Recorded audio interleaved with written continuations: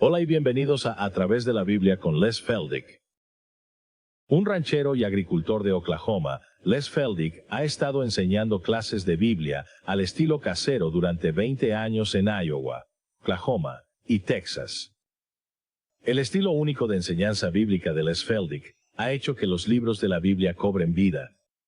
Cuando les está enseñando, es tan interesante que la gente dice que el tiempo parece volar. Y ahora, aquí está Les Feldick. Está bien. La forma en que lo hacemos, y siempre me gusta dar la bienvenida a toda nuestra gente del estudio, primero que nada, sabemos que algunos de ustedes han viajado una buena distancia y realmente lo apreciamos mucho, que hayan hecho el esfuerzo y tómense el tiempo para venir y pasar una tarde mientras grabamos estos próximos 4 programas. Ahora en estos 4 programas vamos a terminar la cinta de número 20 y como he explicado en el programa tantas veces, hemos tomado todos los programas pasados desde que comenzamos en la televisión y ahora están disponibles en cintas de 6 horas. Son 12 programas por cinta. Y ahora habrá 20 completadas cuando terminemos la grabación de hoy. Y luego, buenas personas han tomado el tiempo y han hecho el esfuerzo de transcribir las cintas a pequeños libros. Y así cada cinta tiene un folleto correspondiente y los ofrecemos, por lo que nos cuesta. Y por supuesto, ahora con el aumento del correo y todo lo demás, estamos tratando de mantener el costo en eso. Pero para cualquiera de ustedes que está viendo por televisión, si están interesados en estas cintas y estos libros, mucha gente está organizando estudios bíblicos en casa, usando ambos, quizás pongan 1 o 2 programas de media hora, y sus estudiantes tienen el libro en mano y estamos recibiendo una respuesta tremenda. Recuerdo que un día estaba hablando con un caballero de Indiana y sonó la otra línea, así que lo puse en espera, y aquí había alguien de Colorado pidiendo. Todo el conjunto, bueno, en ese momento creo que teníamos 50 y así. $30 por cinta, que es lo que necesitamos para cubrir el envío. Eso fue un pedido de 450. Y así volví con el caballero y le dije, sabes, casi no puedo creerlo. La gente pide cintas por un valor de 450 de una sola vez. Y él dijo, Les, ¿dónde más conseguirías una educación de seminario por 450? Y así. Esa es la clase de respuesta que hemos estado recibiendo. Y así, si alguno de ustedes allá afuera nunca ha pedido ninguna de nuestras cintas o nuestros libros, siéntanse libres de llamarnos al número 800 o escribirnos. La dirección está en la pantalla y se los enviaremos tan rápido como podamos. No tenemos un gran equipo. Esa es la otra cosa que asombra a la gente. Piensan que tenemos un equipo de 30, 40 personas y no es así. Solo somos mi esposa y yo y mi nuera. Ahora está ayudando un poco a Ira con el envío y eso ha ayudado bastante. Queremos saber de ti. Agradecemos a nuestra audiencia de televisión y a toda nuestra gente de clase por la ayuda financiera. Porque de nuevo, solo estoy respondiendo preguntas. La gente llama y dice, bueno, ¿quién paga por tu tiempo al aire? Bueno, gente con sus ofrendas voluntarias nos ayuda. Y no intentamos ganar dinero con eso. No sacamos nada del ministerio, pero maravilla de maravillas, de nuevo, este último mes. Quiero decir, no importa cuánto nos expandimos. Entramos en otra estación y cada mes es lo mismo. Los ingresos son unos $100 más que los gastos. Y ves, eso es todo lo que necesitamos. Mientras paguemos las cuentas y no tengamos un sobregiro, eso es lo único de lo que nos preocupamos. Así que de todos modos continuemos, justo donde lo dejamos en nuestro último programa. Y eso, estaría en Romanos capítulo 1. Y aquellos de ustedes que están con nosotros, y aquellos de ustedes que ven esto semana tras semana, expuse todas las cosas que Dios hizo en nuestro nombre en el momento en que creímos. ¿Te acuerdas de eso? De Romanos 1:17 partí de la palabra salvación. Y todo lo que implica, y todas estas cosas, solo se pueden apropiar por fe. Y esas eran todas las cosas buenas que Dios hace en nuestro nombre cuando creemos. Ahora, al llegar al versículo 18, vemos que yo llamo el lado opuesto. De hecho, estoy un poco asombrado de que la primera palabra del versículo 18 no es sino que es por. Pero es el lado opuesto.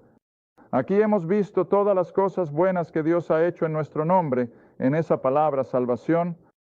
Él nos ha perdonado, Él nos ha regenerado, Él nos ha bautizado en el cuerpo, Él nos ha justificado, Él nos ha redimido, Creo que tuvimos 12 o 13 de esos. Pero ahora en el versículo 18 vemos el otro lado de la moneda, y es que Dios también es un Dios de ira. Y lo primero que quiero que entiendas es que durante casi 2000 años, 1900 y algo, Dios no ha estado derramando ira en absoluto. De vez en cuando pueden suceder cosas que creo que se hacen específicamente para seguir llamando la atención del hombre, como tal vez catástrofes, terremotos y desastres, pero eso no es la ira de Dios. De ninguna manera, porque estamos viviendo en la era de la gracia, e incluso para el mundo impío, incluso para aquellos sumidos en la maldad, Dios sigue actuando en gracia, no en juicio, no en ira. De hecho, mencioné en la clase anoche que incluso el diluvio, por horrible que fuera, no fue la ira de Dios. Ese era Dios que estaba simplemente destrozado porque todo lo que había comenzado con Adán se había desmoronado por completo y se había convertido en rechazo, pero aún así no era su ira porque fue un acto de misericordia para las generaciones no nacidas, porque verás, se estaban matando entre ellos tan rápido que para cuando un niño nacía allí antes del diluvio, no tenía idea de cuánto tiempo viviría hasta que lo asesinaran, porque el mundo estaba lleno de violencia. Así que eso no fue tanto una ira de Dios como una limpieza de la pizarra y empezar de nuevo. Además, el diluvio fue una destrucción casi instantánea. Y dije, cuando enseñé Génesis, ya sabes, el diluvio no fue el agua llegando hasta los tobillos y luego finalmente hasta las rodillas y finalmente hasta la cintura y al final están sosteniendo la cabeza fuera del agua. No, eso no fue el diluvio. El diluvio fue una destrucción instantánea. Y luego, a medida que el agua, por supuesto, se acumulaba, el planeta se estaba preparando para la ecología post-diluvio, pero lo que sea, ahora sabemos que a corto plazo, no sabemos cuán pronto, pero sentimos que nos estamos acercando donde Dios de verdad va a derramar su ira. Él no solo va a tener una destrucción instantánea como lo hizo en el diluvio, sino que va a hacer su ira, en otras palabras, Él va a causar la de la humanidad, tal sufrimiento y tal angustia mental que el libro de Apocalipsis nos dice que van a clamar por las rocas y las montañas que caigan sobre ellos, van a clamar por la muerte, y no vendrá porque Dios está derramando su ira sobre la humanidad que rechaza a Cristo. Estaba compartiendo con Merlin antes de que comenzáramos el programa, y lo va a hacer con total justicia, con equidad, porque verás, hay más personas viviendo en el planeta ahora mismo que probablemente que vivieron desde la época de Noé. Ahora solo reflexiona sobre eso. Mira, esta noche hay más de 5,000 millones de personas en el planeta y estamos avanzando hacia incluso 5, 6. Pero verás, en el tiempo de Cristo, en su primera venida, probablemente había menos de 500 millones en todo el mundo conocido entonces. Esos son solo 500,000 millones. Eso sigue siendo bastante gente, pero sin embargo, comparado con 5,5 o 6, eso no era nada. Y eso fue después de 4,000 años de historia humana. Eso fue después de 2,400 años, 2,600 años después del diluvio, solo 500 millones de personas. Esos 500 millones, verás, no se duplicaron y se convirtieron en 1,000 millones hasta alrededor de 1860. Luego se duplicó de nuevo poco después de 1900 y ahora se ha duplicado de nuevo desde principios de 1900 hasta alrededor de 1970, creo. Llegamos a 4,000 millones y ahora estamos duplicando rápidamente. Así que para el año 2020 se habrá duplicado de 4,000 millones a 8,000 millones. Y por supuesto, por eso los profetas del desastre están en el aire y dicen que el planeta no puede soportar 8,000 millones de personas. Y estoy de acuerdo, pero no me voy a preocupar por eso. De hecho, leí algo el otro día donde muchos de nuestros intelectuales ya están planeando una drástica reducción de la población. Quieren que la población estadounidense vuelva a 150 millones. Quieren que la población mundial vuelva a, ¿qué? 2 o 3,000 millones en lugar de los 5,5 o 6. Bueno, que Dios los bendiga, pueden tener buenas intenciones, pero verás, Dios tiene su propio calendario. y no voy a preocuparme por una explosión poblacional. Así que, de todos modos, cuando vemos la ira de Dios que va a ser derramada, durante eso, especialmente en los últimos 3 años y medio de la tribulación, Dios va a tener todo. El derecho del mundo, porque la gran mayoría de las personas que rechazan a Cristo estarán viviendo en ese momento. Bien, ahora entremos en el texto, si quieres conmigo, en el versículo 18, porque la ira de Dios se revela desde el cielo contra toda impiedad e injusticia de los hombres que tienen la verdad en la injusticia. Ahora, el griego en realidad lo hace un poco más distintivo que eso. El griego implica que están reprimiendo. En otras palabras, literalmente están pisoteándolo con sus pies, están pisoteando la verdad en la injusticia. Ahora he dicho a lo largo de los años, y no he tenido que retractarme de eso, normalmente, en nuestro Nuevo Testamento, especialmente, cada vez que ves la palabra verdad, puedes sustituir muy fácilmente el nombre de Jesucristo, porque ¿qué nos dijo en el Evangelio de Juan? Yo soy la verdad, el camino y la vida. Así que incluso aquí funciona de maravilla. Entonces, ¿qué han hecho? Han tomado el nombre de Jesucristo y lo mantienen reprimido en la injusticia, en la impiedad. No quieren nada de lo que Él tenía que decir, ni nada que venga de este libro. No lo quieren en su vida y por eso lo mantienen pisoteado. Y cada vez que veas la palabra verdad, siempre intenta hacerlo y verás que funciona. Que insertes el nombre de Jesucristo y creo que la mayoría de las veces verás de qué estoy hablando. Está bien, así que tenían la verdad, la dan.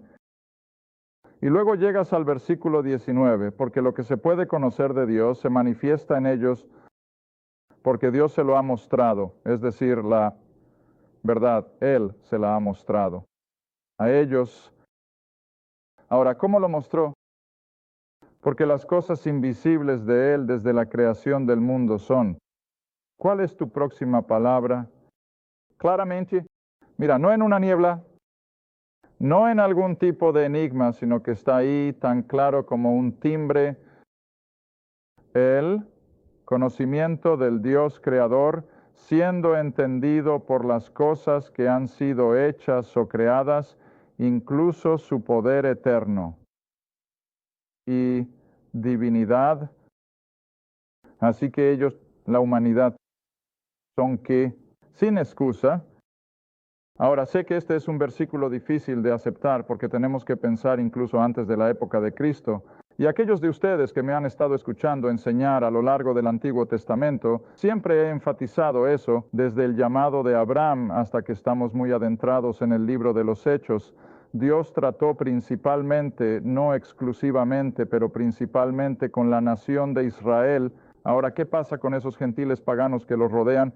Bueno, estaban sin esperanza, dice Pablo en Efesios 2. Eran ajenos a la comunidad de Israel, eran extraños, ¿ves? Y así estaban perdidos.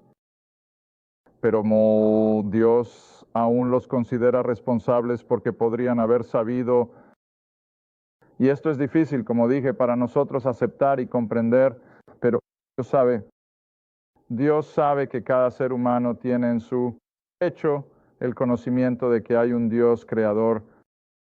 Puede estar dormido por algunas de las circunstancias en las que las personas pueden encontrarse, pero si realmente quieren esforzarse, si quieren mirar un cielo estrellado a medianoche, pueden llegar a la conclusión, ¿hay un Dios creador detrás de todo esto?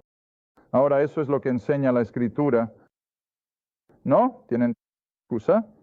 Tienen toda evidencia. Vuelve conmigo a los Hechos.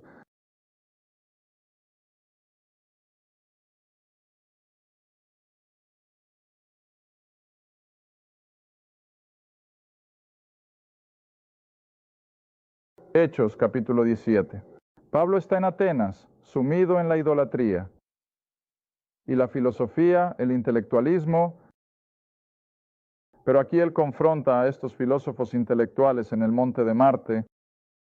Y recuerdas cuando estábamos estudiando el libro de los Hechos hace varias semanas o meses, y dice en el versículo 23 de Hechos 17, porque al pasar y ver sus devociones, en otras palabras, su ritual de adoración pagana, encontré un altar con esta inscripción: al Dios desconocido, a quien, por tanto, ustedes adoran ignorante. A él les digo, yo les declaro. Ahora aquí viene Dios, que hizo el mundo y todas las cosas que hay en él, viendo que Él es Señor del cielo y de la tierra, no habita en templos hechos por manos, ni es adorado con manos de hombres, es decir, a través de ídolos hechos a mano, como si necesitara algo, viendo, ahora mira esto, viendo que Él, este Dios, da a todos, no solo a los creyentes, no solo a los judíos, sino que da a todos vida, aliento y todas las cosas, y ha hecho de una sola sangre, es decir, de Adán, todas las naciones de hombres para habitar sobre toda la faz de la tierra, y ha determinado los tiempos previamente señalados y los límites de su habitación. ¿Ves? Eso. Que busquen al Señor si acaso, o si sucediera que pudieran sentirlo y encontrarlo, aunque no está lejos de ninguno de nosotros. Ahora, no está claro, Dios está hablando aquí a través del apóstol Pablo, que incluso estos griegos paganos que no habían tenido exposición al judaísmo, no tenían ninguna escritura escrita, pero aún así deberían haber tenido un conocimiento del Dios creador. Eso está tras de todo. Ahora, creo que la mayoría de ustedes sabe que las escrituras indican que la palabra de Dios fue escrita en las estrellas en algún momento. Adán creo que pudo comprenderlo. Creo que la gente anterior al diluvio comprendía que la misma composición de las constelaciones y los planetas y todo eso, ellos debían interpretar la misma palabra de Dios a partir de eso. Satanás, por supuesto, lo tomó y lo adulteró, pero en su formato original, los patriarcas anteriores al diluvio, creo que tenían una buena comprensión de la palabra de Dios solo por estudiar las estrellas. Déjame mostrarte otro a medida que avanzas en tu Nuevo Testamento. Vuelve conmigo hasta Tito. Gálatas, Efesios, Filipenses, Colosenses, Filemón, los Tesalonicenses, Timoteo, Tito, capítulo 2. Tito, capítulo 2. Ahora, por supuesto, Pablo escribe esta carta hacia el final, su ministerio. Solo le queda aproximadamente un año o dos hasta que sea martirizado. Pero mientras escribe a Tito, por supuesto, ha estado bajo arresto domiciliario en Roma durante los últimos varios años. Y como expliqué una vez antes en uno de estos programas, sabes, Pablo sin duda tenía al menos a unos pocos soldados romanos como su guardia constantemente. Y creo que puedo darle crédito al apóstol de que casi todos ellos, después de pasar su tiempo de servicio en la presencia de Pablo, se fueron como creyentes y fueron a varios otros lugares de servicio por todo el imperio romano. Pablo incluso menciona en un lugar que fueron directamente al templo del propio emperador. Y a medida que rotaban en su servicio de un extremo del imperio al otro, llevaban el evangelio con ellos. De hecho, ves, esto es lo que hace que el libro de los Hechos diga lo que dice, que esos primeros creyentes voltearon el mundo conocido de cabeza al revés, porque nunca se avergonzaron del evangelio, no más que Pablo. Así que Pablo ahora puede escribir a Tito, aquí en el capítulo 2, versículo 11, una declaración sorprendente. Y sin embargo, simplemente lo leemos de manera casual y no entendemos lo que está diciendo. Pero a la luz de Romanos 1:18, sé lo que está diciendo. Porque la gracia, Dios que trae salvación, ya manifestado a ¿cuántos? A todos los hombres. A todos los hombres. Ahora bien, cuando Pablo escribió, el imperio romano abarcaba, supongo, el 90% del planeta conocido y poblado en ese entonces, todo el camino desde Gran Bretaña, por ambos lados del mar Mediterráneo, y a través de ese valle mesopotámico, y hasta el río Ganges en India. Eso era probablemente el 90% del mundo conocido en ese entonces, pero todos habían oído. Y creo que él también está retrocediendo hasta el diluvio. Mira, porque cuando Noé y sus 3 hijos y sus esposas salieron del arca, tenían un conocimiento de Dios. Absolutamente, lo hicieron. Pero ¿qué pasó en 1 o 2 generaciones? Comenzaron a hacer que Romanos 18. Acabo de decir, ahora puedes volver allí conmigo de regreso a Romanos 1:18. Y así comenzaron a reprimir la verdad. Y no solo la reprimieron, sino que se pararon sobre ella y la mantuvieron bajo sus pies. Y así, debido a todas las revelaciones que Dios le ha dado a la humanidad, comenzando por supuesto con la creación de Adán en primer lugar, porque muy dentro del corazón de cada ser humano, incluso en esa naturaleza adámica, está ese conocimiento de que hay un Dios. Ahora, he tenido personas que me dicen que son ateos. Eso es solo una apariencia. Están tratando de convencerse a sí mismos, si a nadie más, de que lo son. Pero en el fondo sostengo que no existe tal cosa como un ateo. Todos saben que hay ese pequeño deseo persistente de llenar un vacío, aunque puede que no se den cuenta de lo que es. Pero hay esa necesidad de llenar un vacío que Dios puso en la humanidad cuando los creó. Y así, al mirar la historia, si estudias arqueología, nunca, jamás encontrarás un grupo o una tribu de personas que no tuviera algún tipo de adoración. Siempre tendrán una adoración y siempre estará asociada con un sacrificio de sangre. Pueden matar un pollo o lo que sea, pero van a tener esa necesidad de un sacrificio de sangre. Y todo vuelve a la forma en que Dios creó a la humanidad. Así que tiene ese conocimiento de que hay un creador. ¿Está bien?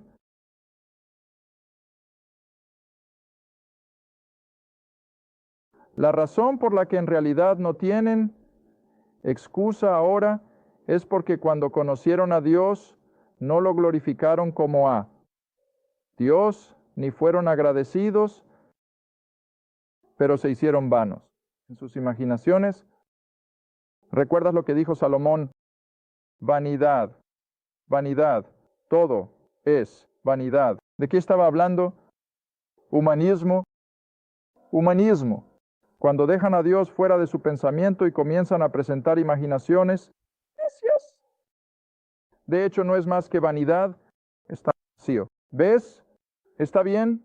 Así que en sus vanas imaginaciones, su corazón necio fue oscurecido. Ahora eso es un verbo. ¿Quién hizo el oscurecimiento? Dios lo hizo. Dios lo hizo. Ahora, hablamos de esto en nuestra clase en Wilberton anoche.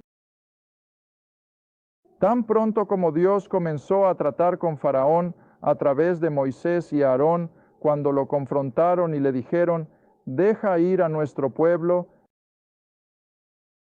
Dios estaba poniendo a Faraón en una situación difícil, ¿no es así? Eso es lo que estaba haciendo. Y le estaba dando una opción, dejar ir a Israel o no dejarlos ir. ¿Y sabes lo que hizo?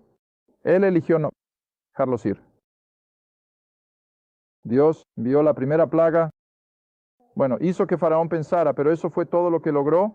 La próxima vez que Moisés y Aarón entran y dicen, deja ir a mi pueblo, él dice, no, no los dejaré ir, porque la primera plaga ya había pasado. Y para este momento, él esperaba que no hubiera más. Pero él también estaba en una posición más endurecida que antes. Así que no fue que Dios simplemente se enfocó en su corazón como un rayo láser y lo fritó. La razón por la que su corazón se endureció fue porque tomó una decisión y vivió con ella, y ahora cuando llega a la siguiente va a hacer lo mismo. Él va a decidir mal otra vez y en el proceso se está endureciendo.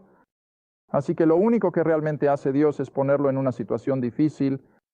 Lo pone en una situación difícil y cada vez que lo pone en una situación difícil con la demanda de dejar ir a Israel, él endurece su propio corazón, aunque la Escritura dice que Dios lo hizo, pero eso es todo lo que hizo Dios.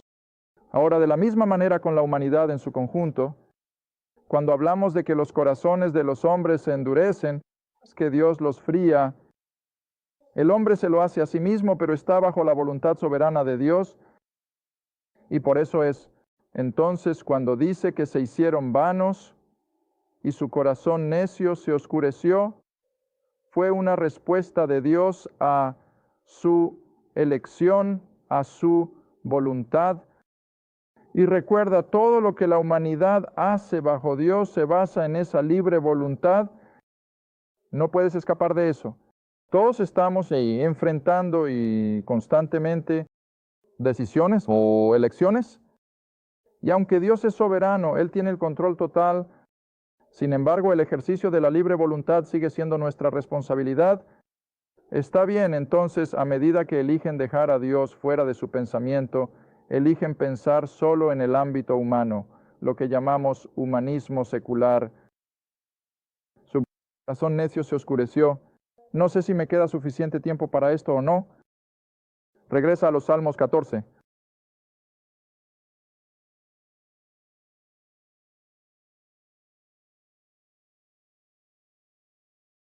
Salmos 14. Y sé que hemos cubierto esto hace meses, tal vez incluso hace unos años, pero nunca se vuelve viejo. Es tan cierto hoy como lo fue en cualquier otro momento antes.